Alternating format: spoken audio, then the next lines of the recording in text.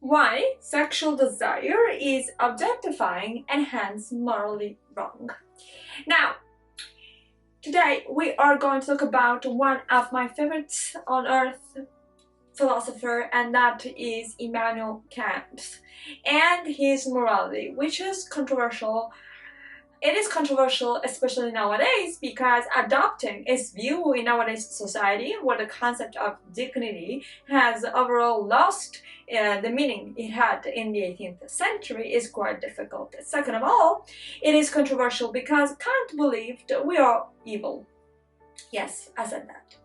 So, evil, why? Well, this is interesting, right? So this is an interpretation. It's not exactly what Kant said, but somehow it does reflect, partially at least, what he actually wrote.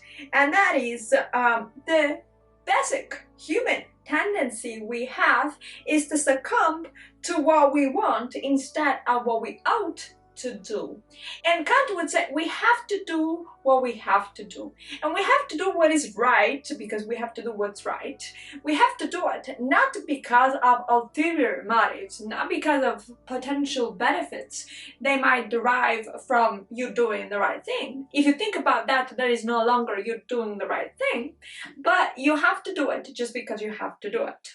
And that is what morality is the force that closes the gap between what we want to do and what we ought to do, and pushes us towards doing the right thing for the sake of it being the right thing.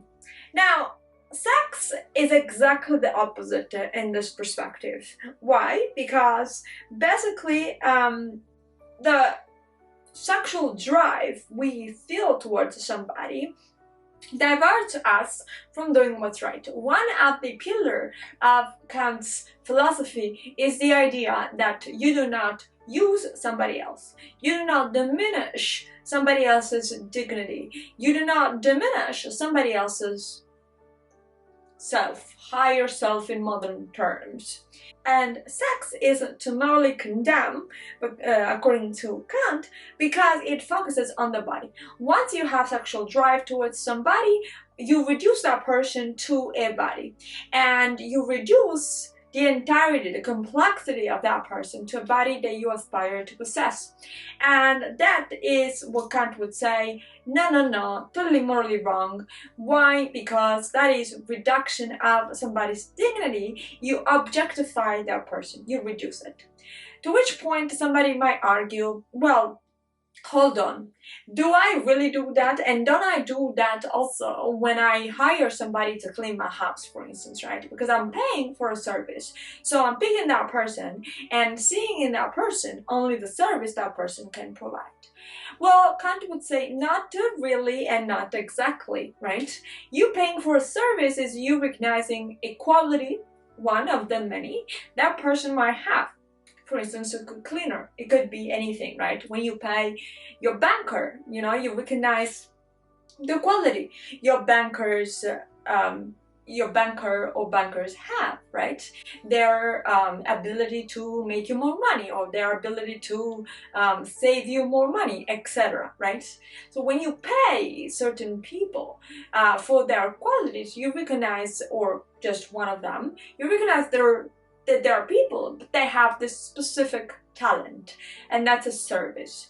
But there is no service. Sex is free, unless other circumstances, right? But normally, you do have sex freely and for free with somebody you love.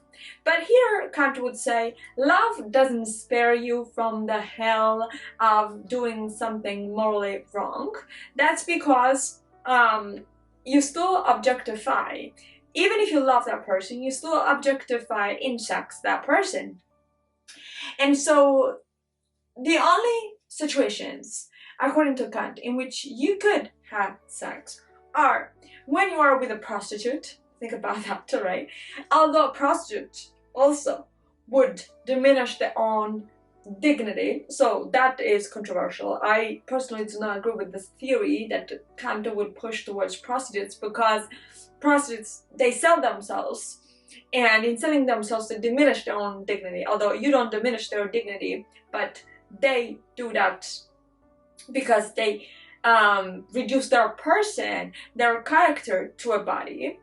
And long-term couples, and on this one I agree, long-term couples have no desire one for the other. In that case, sex is morally acceptable. I want to leave you with this. When the desire is high, when the sexual quest is in full swing, my beloved is a piece of flesh. That is what Kant said, what Kant wrote. And with that, we'll leave you. Let us know, comment below, let us know your thoughts. And if you have enjoyed this video, don't forget to like and subscribe. We'll talk next time. Bye.